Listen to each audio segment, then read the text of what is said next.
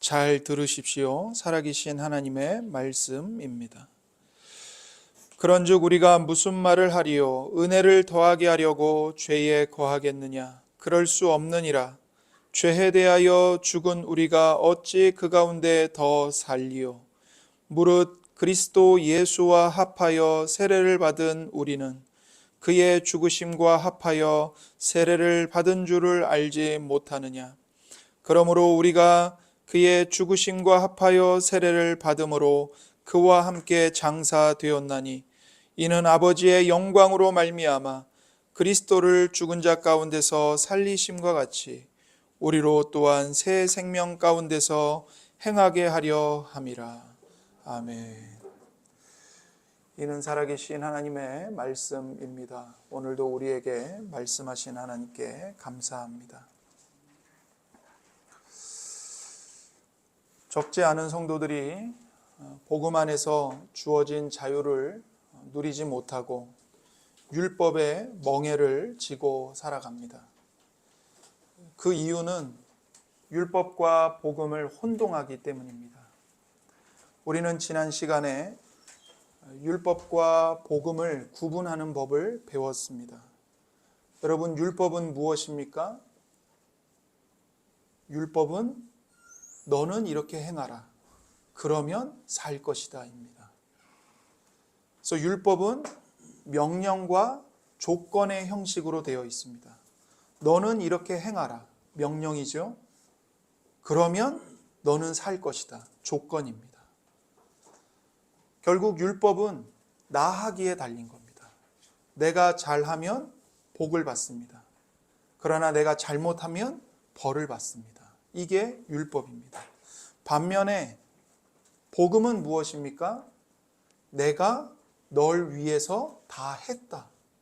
그러므로 너는 살 것이다. 이게 복음입니다. 그래서 복음은 소식과 약속의 형식으로 되어 있습니다. 선언과 약속의 형식입니다. 내가 널 위해서 다 했다. 소식이죠. 좋은 소식이죠. 그리고 그러므로 너는 살 것이다. 약속입니다. 그래서 복음은 나하기에 달린 것이 아니라 누구에게 달려 있습니까?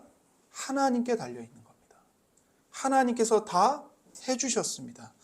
하나님의 은혜로 복을 받고 생명을 얻습니다. 이게 복음입니다. 성경 전체가 하나님의 특별 계시인데 이 성경 전체가 바로 이 율법과 복음으로 구성되어 있다고 해도 과언이 아닙니다. 율법과 복음을 바르게 구분하고 복음을 바르게 이해하지 못한다면 우리의 신앙은 총체적으로 문제를 안게 됩니다. 기쁨도 없고 평화도 없고 자유함도 없습니다. 안식도 없습니다. 물론 그 신앙은 성장할 수가 없습니다. 하나님을 사랑한다고 생각하겠지만 진정한 사랑은 어렵습니다.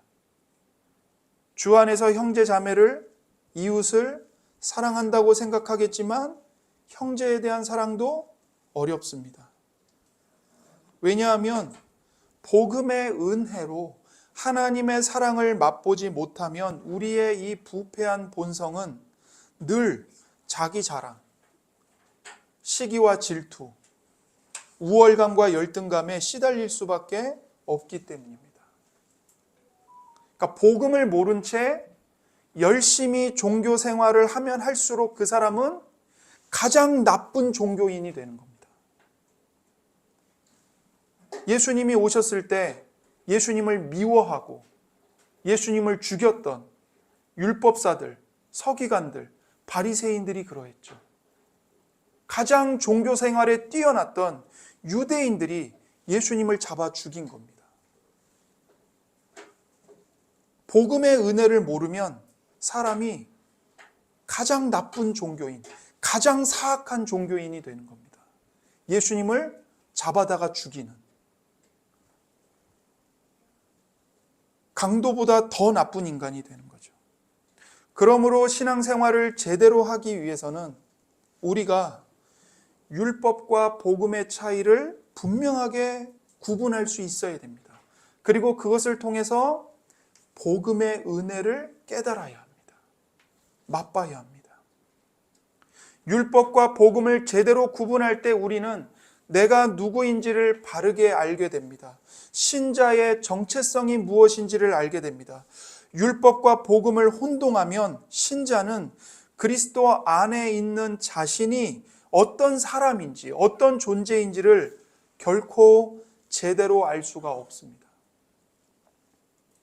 신자가 자기가 누구인지를 모르면 신자로서 싸워야 하는 영적 전쟁의 본질을 이해할 수가 없고 제대로 싸울 수가 없습니다. 그래서 신앙생활에서 이 율법과 복음이라는 주제보다 더 결정적이고 기초적인 주제는 없습니다.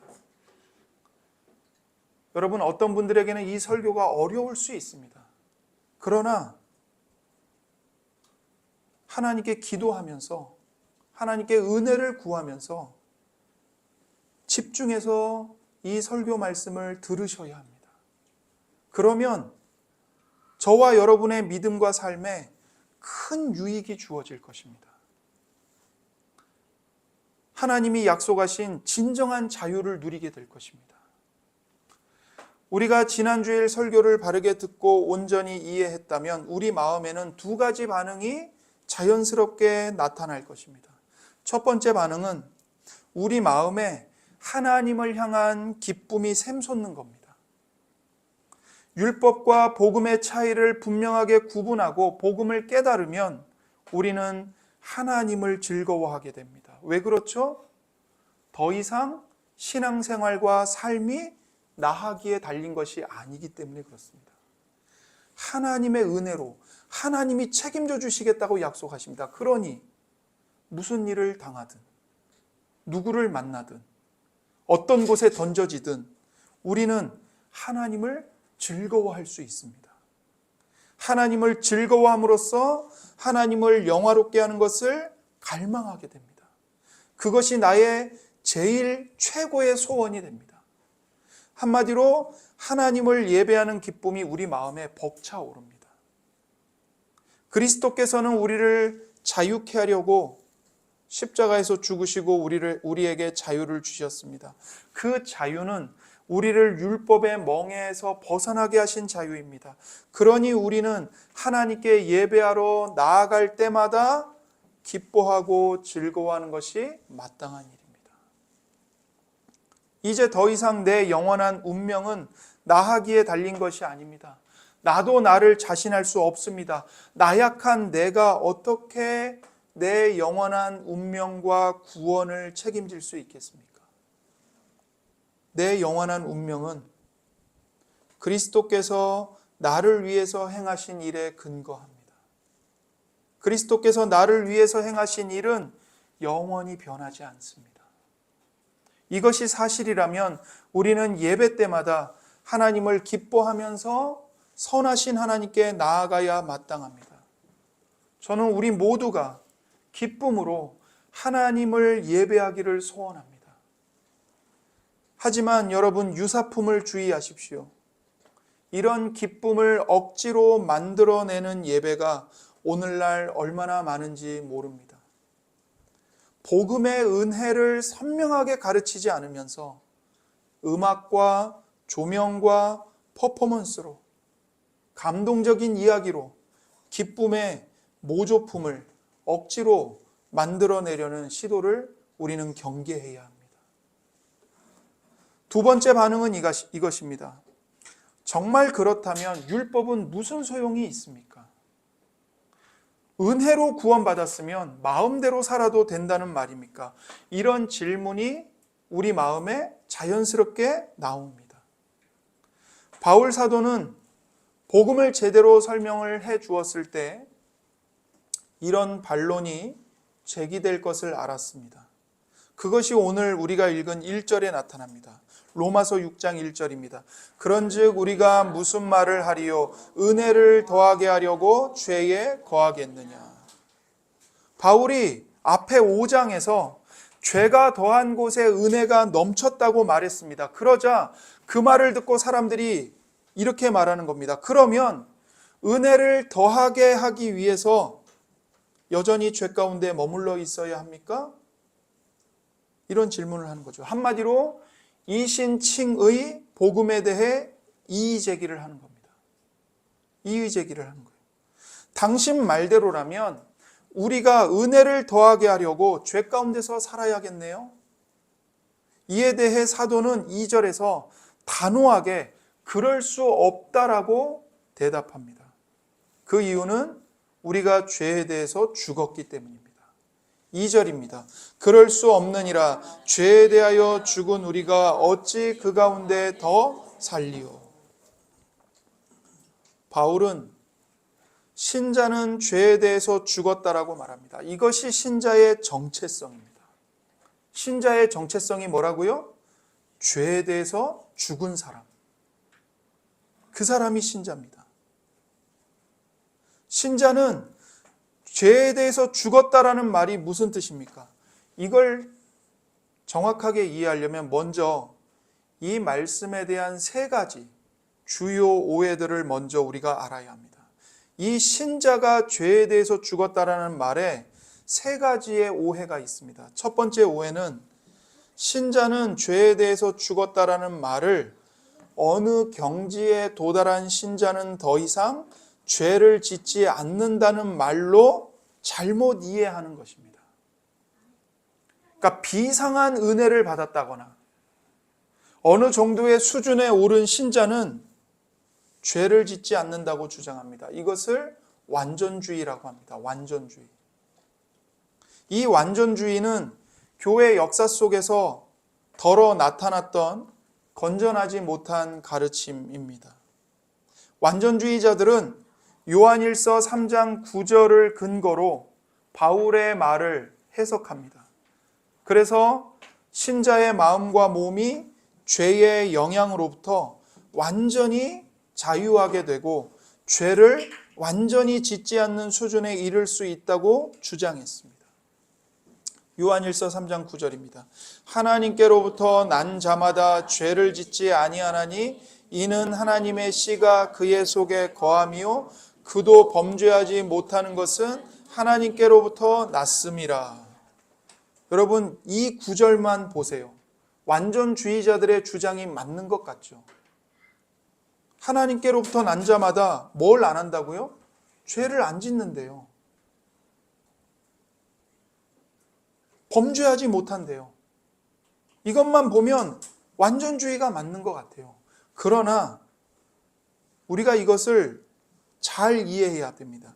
이 구절에서 죄를 짓는다는 이 동사의 헬라어 시제가 있는데 그걸 살려서 번역하면 이겁니다. 습관적으로 죄를 짓는다. 죄 속에서 산다. 죄를 짓는 것이 삶의 경향이다. 이 뜻입니다. 그러니까 이 말씀은 거듭난 하나님의 자녀는 습관적으로 죄를 짓지 않는다는 뜻이지 죄를 아예 짓지 않는다는 뜻이 아닙니다. 그러므로 신자가 죄에 대해서 죽었다는 말은 죄를 짓지 않는 완전한 상태가 되었다는 의미가 아닌 것입니다. 두 번째 오해가 있습니다. 신자는 죄에 대하여 죽었다. 이 말에 대한 두 번째 오해는 신자가 깊은 영적 생활을 경험하려면 죄에 대해서 죽으라는 명령에 순종해서 살아야 한다는 것입니다. 신자가 죄에 대하여 죽었다는 말을 죄에 대하여 죽으라는 명령으로 오해하는 것입니다.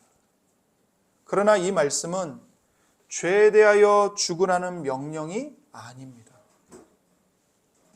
여러분, 신자는 죄에 대하여 죽었다. 이미 과거형으로 선언을 하고 있죠. 신자는 이미 죄에 대해서 죽은 사람이라는 선언입니다. 명령이 아니라 선언입니다. 이미 죽은 사람은 다시 죽을 수 없습니다. 죄에 대하여 죽은 우리라는 말은 율법의 명령이 아니라 믿어야 할 복음으로 우리에게 지금 제시된 것입니다. 만약 이 말씀을 명령으로 이해하면 로마서 6장 2절 이하에 이어지는 모든 말씀을 바르게 해석할 수가 없습니다. 왜냐하면 3장부터 11장까지 이 모든 내용이 명령이 아니기 때문에 그렇습니다. 여러분이 읽어보시면 이게 명령이 아니라는 걸 금방 알 수 있습니다. 명령이 아니라 지금 이루어진 사실만을 진술하고 있는 겁니다. 이미 이루어진 사실을 진술하고 있습니다. 그러니까 명령이 아닙니다. 물론 그리스도인으로 살아간다는 것은 매일 죄와 싸우는 싸움입니다. 잘 싸워서 이겨야 하는 삶입니다. 하지만 이 말씀은 명령이 아닙니다. 신자는 이 죄와의 싸움에서 이기기도 하고 지기도 합니다. 그러나 우리의 싸움의 승패 여하에 구원이 달려있지 않습니다. 우리가 죄와의 싸움에서 진다고 해서 구원이 취소되는 게 아닙니다. 신자의 구원은 예수 그리스도의 십자가 죽으심 안에서 완전하게 확보되었습니다. 어떤 것으로도 빼앗길 수 없는 보장입니다. 주님이 전쟁에서 결정적으로 이기셨기 때문입니다. 예수님이 사탄의 머리를 밟아서 이미 진이기셨습니다. 그러므로 우리가 싸우는 전투의 결과가 그 전쟁의 결정적 승리를 뒤집을 수 없는 것입니다.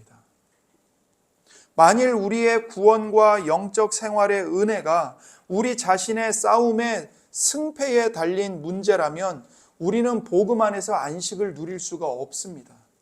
대신에 항상 불안에 시달릴 수밖에 없고 나 자신을 자책하고 죄책감 가운데서 살아갈 수밖에 없을 겁니다. 그러나 하나님은 자비로우십니다. 하나님은 당신의 자녀들이 그렇게 살아가도록 허락하시지 않았습니다. 신자는 죄에 대하여 죽었다라는 말은 선언입니다. 죄에 대하여 죽고 또 죽으라는 율법의 명령이 결코 아닙니다.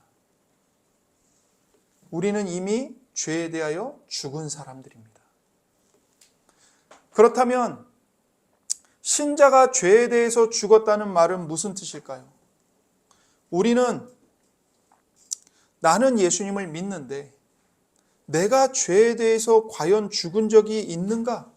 그런 일이 내 안에 일어났는가라고 자문할 수 있습니다. 이 질문은 내 자신의 체험의 수준에서 질문을 하는 것입니다. 이것이 우리가 오해하고 실수하는 세 번째 오해입니다. 내 체험의 수준에서 내가 과연 죄에 대해서 죽은 것을 체험했는가? 이렇게 질문을 하고 답을 찾으려고 하는 거죠. 근데 이게 세 번째 오해예요. 왜냐하면 로마서 6장 1절부터 11절은 신자의 체험에 관해서 말하고 있지 않기 때문입니다. 여기서 사도 바울은 신자의 체험을 말하는 게 아닙니다.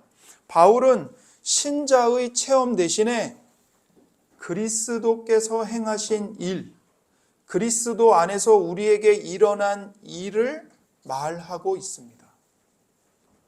신자가 죄에 대하여 죽었다라는 말은 어떤 상태나 체험이 아니라 그리스도 안에서 신자에게 이미 일어난 변경될 수 없는 사건을 의미합니다.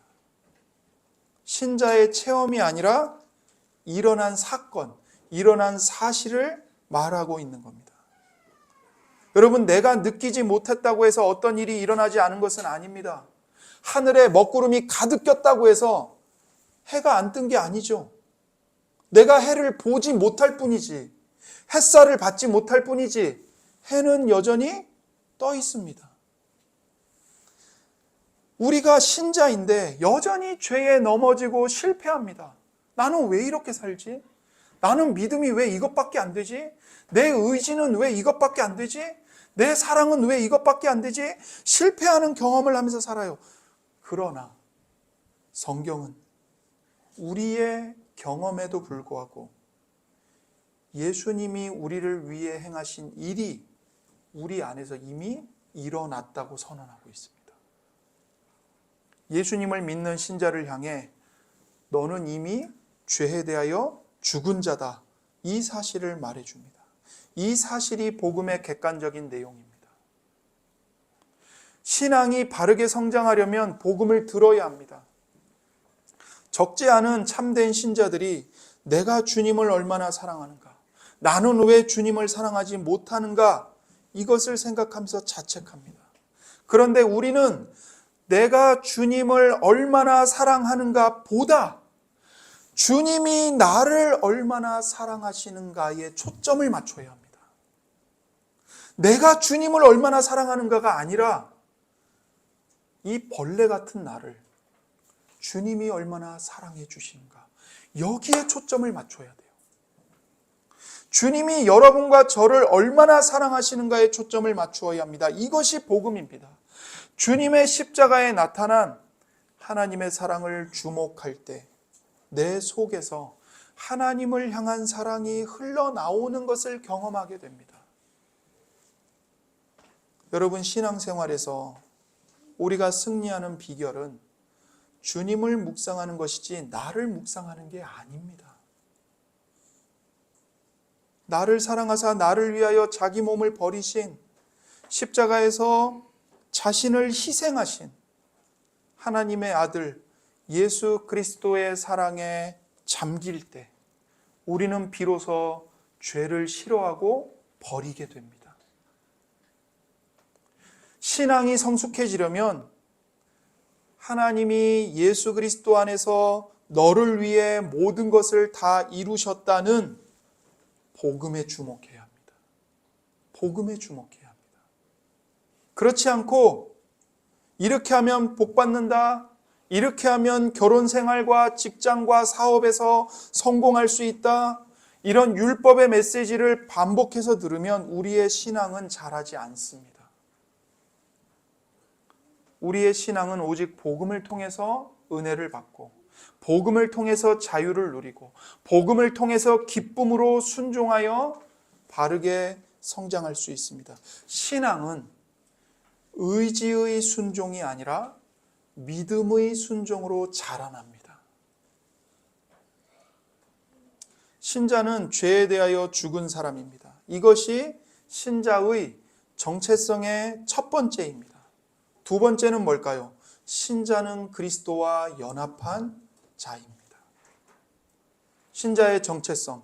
첫 번째, 신자는 죄에 대하여 죽은 자이다. 두 번째, 신자의 정체성. 신자는 그리스도와 연합한 자다.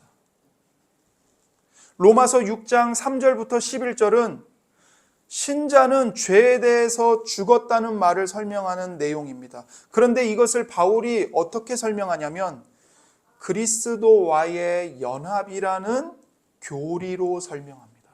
그리스도와의 연합, 이걸로 설명합니다. 예수님을 믿고 그 믿음으로 신자가 세례를 받습니다. 그러면 신자의 신분은 예수 그리스도와 연합한 자가 됩니다. 이것은 예수님을 믿는 신자에게 일어난 일입니다. 내가 그것을 경험했느냐 체험했느냐가 중요한 게 아니라 객관적으로 사실로 일어난 일입니다. 신자의 믿음을 세례가 인을 치는데 그 세례는 신자가 그리스도와 연합되었다는 것을 선언하는 의식입니다. 여러분과 제가 나는 죄인임을 믿습니다. 고백합니다. 예수님만이 나의 구원자이심을 믿습니다. 고백합니다. 라고 고백하고 삼위일체 하나님의 이름으로 물로 세례를 받으셨죠. 그 세례를 받는 것은 뭘 선언하는 거예요? 내가 이제는 그리스도와 연합한 자라는 것을 선언하는 성례인 겁니다. 그리스도와 연합했다는 말은 그리스도와 하나가 되었다는 거고 그리스도와 한 몸이 되었다는 겁니다. 그래서 중요한 게 뭐냐면 이거예요. 예수님에게 일어난 일이 곧 나에게 일어난 일이 되었다는 겁니다. 예수님에게 일어난 일이 나에게 일어난 일이 된 거예요. 이게 그리스도와 연합했다는 말의 뜻이에요. 즉 나의 옛사람은 그리스도와 함께 이미 죽어버렸습니다. 그리고 새 사람인 신자는 그리스도와 함께 살아나서 그리스도의 모든 권리를 공유하게 됩니다. 예수님이 갖고 계시는 모든 권세를 우리가 똑같이 갖게 됩니다. 이 말은 하나님 아버지께서 신자를 보실 때 그리스도와 연합한 사람으로 보신다는 뜻입니다. 그리스도와 분리된 사람이 아니라, 그리스도 밖에 있는 사람이 아니라 예수 그리스도 안에 있는 사람으로 보신다는 거예요. 그래서 더 이상 죄인을 보듯 보시지 않습니다. 하나님이 여러분을 보실 때요, 눈알을 부라리면서 보시지 않습니다. 이를 갈면서 보시지 않습니다. 죄인을 향해 항상, 악인을 향해서 하나님의 불화살이 항상 당겨져 있거든요. 그런데 그런 불화살을 여러분에게 당기면서 보시지 않는다고요. 왜요? 더 이상 여러분은 죄인이 아니기 때문에 그렇습니다. 그러면 하나님은 여러분을 어떻게 보실까요? 예수 그리스도를 보시듯 보십니다. 사랑의 눈으로, 아들을 보는 눈으로 보십니다. 죄를 전혀 짓지 않은 존재처럼, 죄를 전혀 알지도 못하는 존재처럼, 영광스러운 존재처럼, 다시 말해 성자 예수님을 보는 것처럼 여러분과 저를 보십니다. 얼마나 놀라운 소식입니까? 너무나도 기쁜 소식입니다. 믿기에는 너무나 좋은 소식, 이것이 복음입니다. 여러분, 이제 사도 바울의 설명을 우리가 한번 자세히 보겠습니다. 먼저 신자는 그리스도의 죽으심과 연합했습니다. 로마서 6장 3절에서 8절입니다. 무릇 그리스도 예수와 합하여 세례를 받은 우리는 그의 죽으심과 합하여 세례를 받은 줄을 알지 못하느냐. 그러므로 우리가 그의 죽으심과 합하여 세례를 받음으로 그와 함께 장사되었나니 이는 아버지의 영광으로 말미암아 그리스도를 죽은 자 가운데서 살리심과 같이 우리로 또한 새 생명 가운데서 행하게 하려 함이라. 만일 우리가 그의 죽으심과 같은 모양으로 연합한 자가 되었으면 또한 그의 부활과 같은 모양으로 연합한 자도 되리라. 우리가 알거니와 우리의 옛사람이 예수와 함께 십자가에 못 박힌 것은 죄의 몸이 죽어 다시는 우리가 죄에게 종노릇하지 아니하려 함이니 이는 죽은 자가 죄에서 벗어나 의롭다 하심을 얻었음이라. 만일 우리가 그리스도와 함께 죽었으면 또한 그와 함께 살 줄을 믿노니. 아멘. 여러분 보세요. 이 본문에서 지금 바울이 신자가 그리스도의 죽으심과 연합했다는 말을 수차례 반복해서 설명하고 있습니다. 3절에서 제가 여러분 표시해놨죠. 거기에 4절을 보세요. 4절에서 그의 죽으심과 합하여 세례를 받음으로 그와 함께 장사되었나니. 5절에서 그의 죽으심과 같은 모양으로 연합한 자가 되었으며, 6절에서 우리의 옛사람이 예수와 함께 십자가에 못 박힌 것은, 8절에서 우리가 그리스도와 함께 죽었으면, 3절에서도 그리스도 예수와 합하여 세례를 받은 우리는 그의 죽으심과 합하여 세례를 받은 줄을 알지 못하느냐. 수없이 반복을 합니다. 이 말은 그리스도의 죽으심이 바로 신자 자신의 죽음이라는 말입니다. 여러분과 저의 죽음입니다. 다시 말씀드리지만 이것은 경험이 아니라 사실입니다. 사실이에요. 바울 사도가 갈라디아서 2장 20절에서 고백한 내가 그리스도와 함께 십자가에 못 박혔나니, 내가 그리스도와 함께 십자가에 못 박혔나니 그런즉 이제는 내가 사는 것이 아니요 오직 내 안에 그리스도께서 사시는 것이라. 그가 고백한 것이 바로 이 사실입니다. 나는 그리스도와 함께 십자가에서 죽었다. 이 사실이라고요. 그런데 바울만이 아니라 예수님을 믿는 모든 신자들이 다 예수님과 함께 죽은 자라는 겁니다. 그리고 더 나아가 신자는 그리스도와 연합하여 장사된 자입니다. 무덤에 장사되었다고요. 4절에 그러므로 우리가 그의 죽으심과 합하여 세례를 받음으로 그와 함께 장사되었나니. 장사되었다는 것은 완전한 죽음을 확정해 주는 말이죠. 완전한 죽음을 확정해 주는 말입니다. 신자는 그리스도와 함께 완전히 죽어서 무덤에 이미 묻힌 자입니다. 장사된 사람입니다. 또 신자는 그리스도와 연합하여 부활한 자입니다. 4절에서 8절입니다. 그러므로 우리가 그의 죽으심과 합하여 세례를 받음으로 그와 함께 장사되었나니 이는 아버지의 영광으로 말미암아 그리스도를 죽은 자 가운데서 살리심과 같이 우리로 또한 새 생명 가운데서 행하게 하려 함이라. 만일 우리가 그의 죽으심과 같은 모양으로 연합한 자가 되었으면 또한 그의 부활과 같은 모양으로 연합한 자도 되리라. 만일 우리가 그리스도와 함께 죽었으면 또한 그와 함께 살 줄을 믿노니. 보십시오. 그리스도의 부활 안에서 신자도 이미 부활했습니다. 예수님과 합하여 연합하여 세례를 받았기 때문에 그리스도와 함께 죽었기 때문에 그와 동시에 그리스도의 부활과 똑같은 부활로 우리가 지금 살아난 겁니다. 그래서 우리의 영혼이 죄와 허물로 인해 죽어 있었는데 부활하신 예수님과 연합하여서 우리의 영혼이 다시 살아났어요. 그래서 여러분과 제가 하나님의 말씀을 알아듣고 하나님을 믿음의 눈으로 보고 예수님을 믿고 있는 겁니다. 우리의 영혼이 부활했기 때문에 그래요. 이제 우리는 무엇의 부활을 기다리고 있죠? 우리 몸의 부활을 기다리고 있는 겁니다. 그래서 예수님의 부활 안에서 신자도 부활했습니다. 이것은 단순히 미래의 부활이 있을 것이라는 소망을 넘어서서 신자는 이미 그리스도와 함께 살아난 자다. 이렇게 선언하는 것입니다. 이것을 사도 바울은 에베소서 2장 4절 이하에서 말했습니다. 긍휼이 풍성하신 하나님이 우리를 사랑하신 그 큰 사랑을 인하여 허물로 죽은 우리를 그리스도와 함께 살리셨고 너희는 은혜로 구원을 받은 것이라. 또 함께 일으키사 그리스도 예수 안에서 함께 하늘에 앉히시니. 여기 보세요. 세 가지 동사가 나옵니다. 우리를 그리스도와 함께 살리셨다. 함께 일으키셨다. 함께 하늘에 앉히셨다.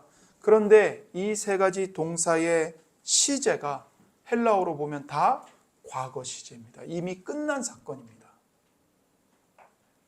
바울 사도는 신자가 이미 과거에 그리스도와 함께 죽었고 이미 그리스도와 함께 부활했고 심지어 이미 그리스도와 함께 하늘에 올라가서 지금 하늘 보좌에 그리스도와 함께 앉아 있다는 거예요. 우리는 그리스도와 함께 이미 하늘 보좌에 앉은 자들입니다. 지금 성경이 그렇게 선언하고 있는 겁니다. 여러분과 제가 이것을 체험하지 못한다 할지라도 이것은 이미 여러분과 저에게 일어난 사실입니다. 사실. 이것이 그리스도와의 연합의 교리가 설명하는 감당할 수 없는 영광스러운 면입니다. 하나님이 보실 때 그리스도께 일어난 일이 그리스도와 연합한 신자에게도 똑같이 일어났다는 거예요. 이 연합은 믿음으로 이루어집니다. 하나님이 그리스도 예수 안에서 나를 위해 행하신 일, 즉 복음을 믿음으로 예수님과 연합하는 하나님의 은혜를 입게 됩니다. 이것이 성경이 설명하는 구원의 논리입니다. 여러분이 예수님을 믿을 때, 여러분이 예수님과 연합하게 되고 예수님께 일어난 일이 여러분에게 그 즉시로 일어났습니다. 다시 한번 말씀드리지만 이것은 신자가 체험하기 이전에 신자가 믿고 세례를 받을 때 하나님의 눈앞에서 사실적으로 일어난 사건입니다. 우리는 우리를 포함한 모든 인류가 아담 안에서 죄를 지었다고 성경이 말할 때 그것을 느끼거나 체험하지는 못합니다. 우리는 원죄를 경험적으로는 알지 못합니다. 하지만 성경이 원죄를 가르치기 때문에 그것이 진리이고 사실이라고 믿습니다. 바울 사도는 이와 같이 이 복음의 영광스러운 교리를 믿어야 할 사실로 제시하고 있는 겁니다. 우리가 성령의 능력으로 거듭나면 이 복음의 사실을 믿음으로 받아들이게 됩니다. 이 복음의 사실이 성령의 능력으로 말미암아 믿어질 때 그것을 경험하는 자리에까지 나아가게 됩니다. 나아가서 더 분명한 확신에 이르게 됩니다. 저와 여러분 모두가 이런 확신에 이르기를 간절히 바랍니다. 그러면 여기서 한 가지 질문이 생깁니다. 하나님께서 신자와 그리스도가 연합하게 하시는데 그 연합하게 하시는 목적은 도대체 무엇인가? 이걸 알아야 합니다. 그리스도와 연합하게 하시는 1차적인 목적은 우리가 새 생명 가운데서 살게 하려는 것입니다. 그것이 4절에 나옵니다. 4절에서 우리로 또한 새 생명 가운데서 행하게 하려 함이라 이렇게 말하죠. 이게 바로 그리스도와 우리를 연합시키시는 1차적인 목적입니다. 여기서 우리로 또한 새 생명 가운데서 행하게 하려 함이라 할 때 이 새 생명은 부활 후의 생명인 겁니다. 그리스도께서는 육신을 입고 이 땅에 오셨을 때 여자에게서 율법 아래에서 태어나셨습니다. 주님은 재림하실 때에는 죄와 상관없이 오실 것입니다. 하지만 처음 이 땅에 오셨을 때에는 죄와 관련해서 오셨습니다. 이 말은 예수님이 죄를 가지셨다는 뜻이 아니라 죄를 해결하기 위해서, 처리하기 위해서 죄와의 일정한 관계 속에서 오셨다는 말입니다. 그때 우리 주님은 우리와 같은 연약한 인성을 가지셨고 유혹도 받으셨습니다. 하지만 부활하신 뒤에는 주님은 더 이상 율법 아래에 계시지 않았고 더 이상 썩어질 육체 가운데 거하지도 않으셨습니다. 그리스도께서는 영광의 몸으로 부활하셔서 그 전에 취하셨던 죄와 율법에 대한 모든 잠정적인 관계, 우리의 구원을 위해서 들어오셨던 그 조건을 완전히 끝내신 겁니다. 주님은 기도하셨던 대로 성부 하나님과 누리셨던 원래의 이 완전히 영광스러운 관계로 다시 돌아가셨습니다. 그렇다면 로마서 6장 5절에서 신자가 그리스도의 부활에 연합한 자가 되었다라는 말은 신자도 그리스도와 함께 새롭고 영광스러운 영역으로 이미 들어갔다는 것입니다. 하늘에 속한 자가 되었다는 말입니다. 여러분, 우리가 지금 이 현실 세계에서 살고 있죠. 지금 우리 눈에 보이는 이 현실 세계에는 신자나 비신자나 똑같이 뒤섞여서 살고 있습니다.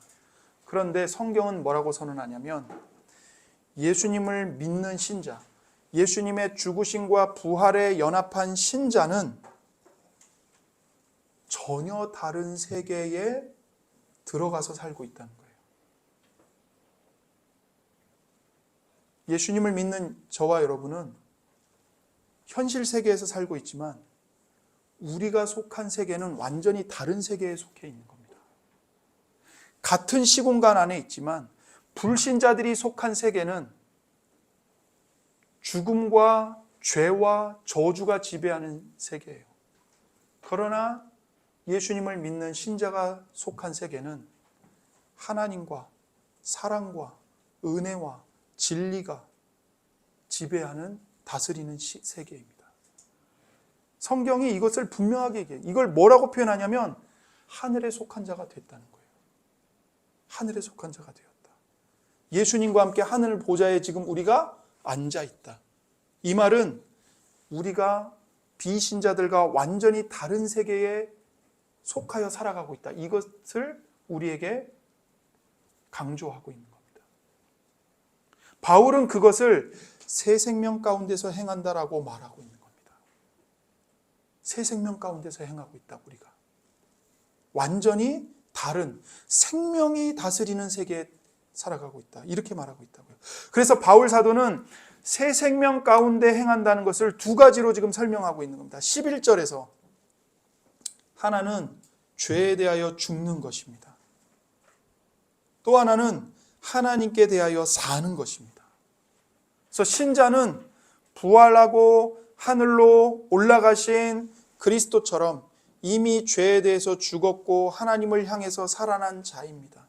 하나님께 대하여 사는 것이라는 말은 부활 후에 그리스도께서 성부 하나님과 완전히 영광스러운 교제 속에 들어가 영광 중에 거하시는 삶을 말합니다. 우리가 그 삶을 살고 있다는 겁니다.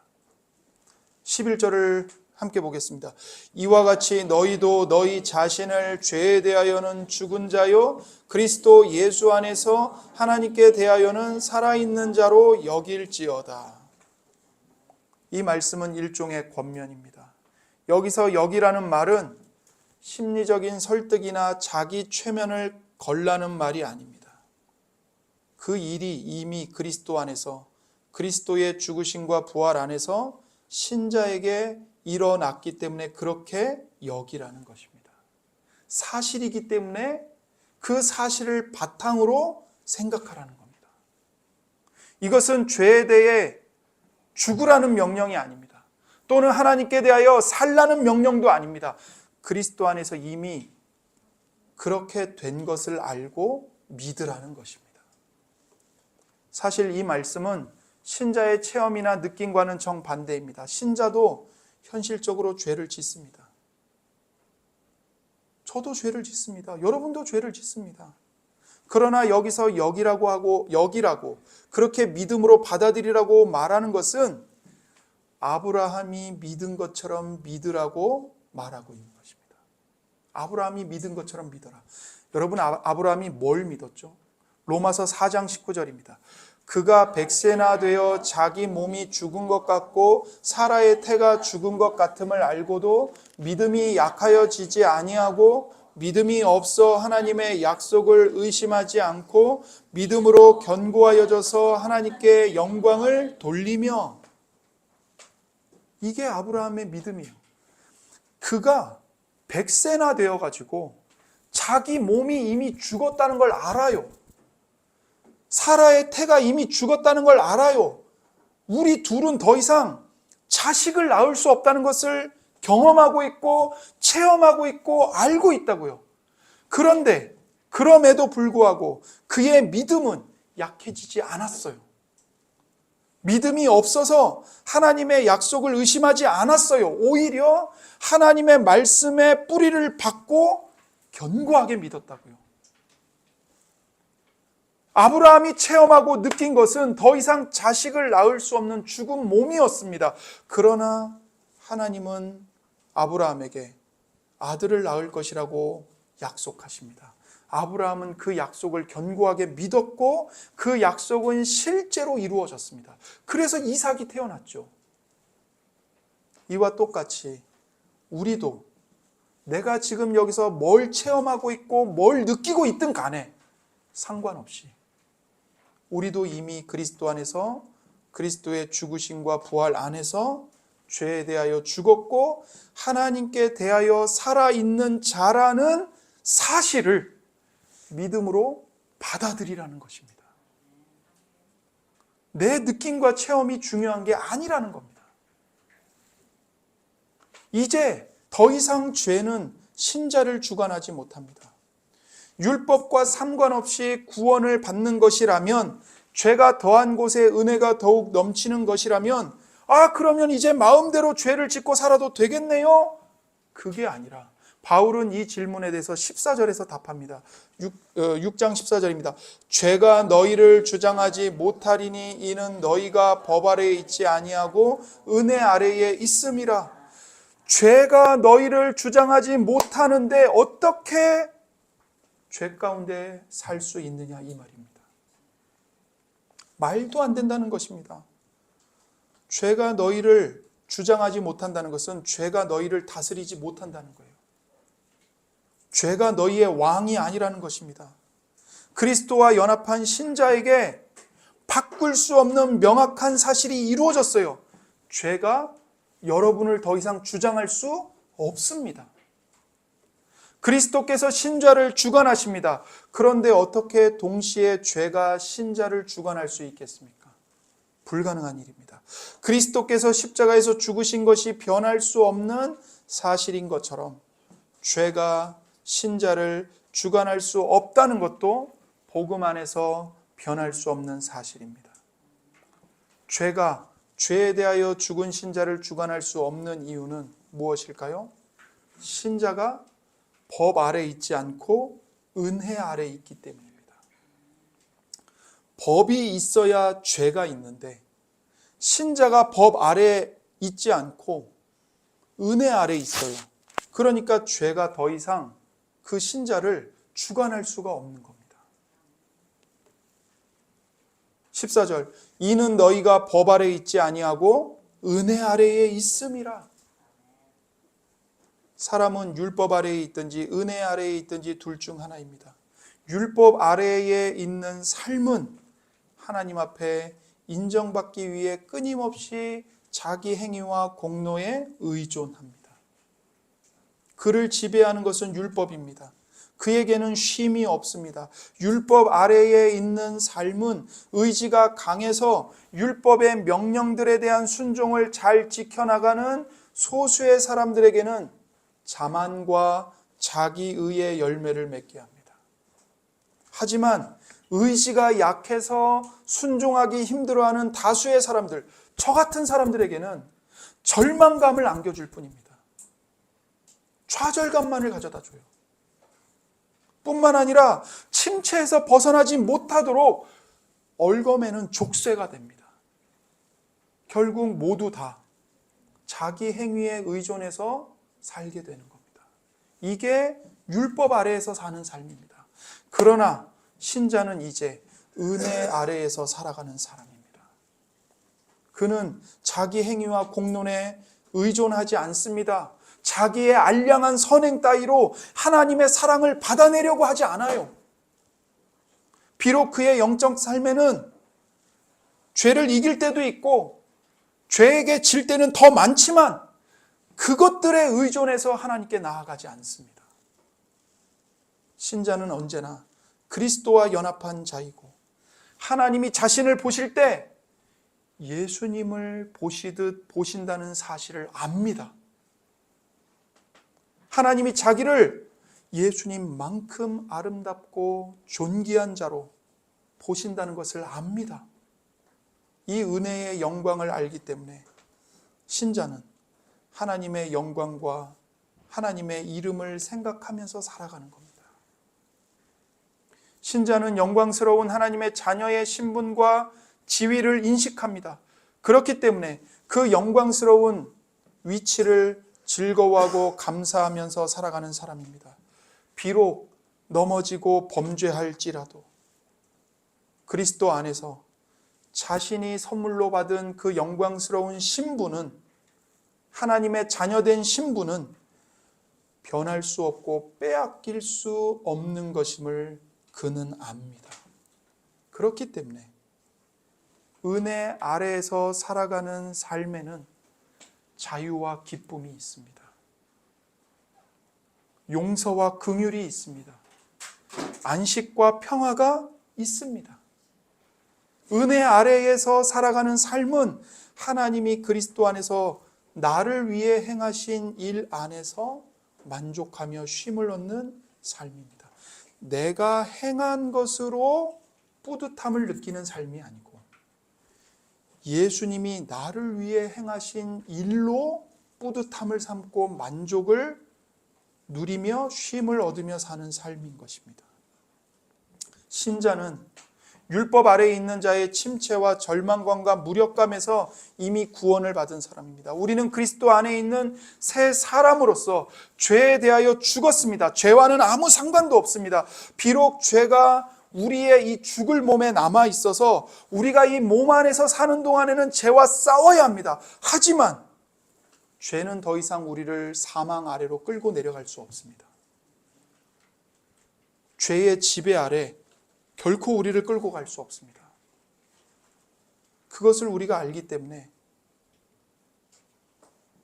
하나님께 감사합니다. 심지어 내가 넘어졌을 때라도 하나님께 감사합니다.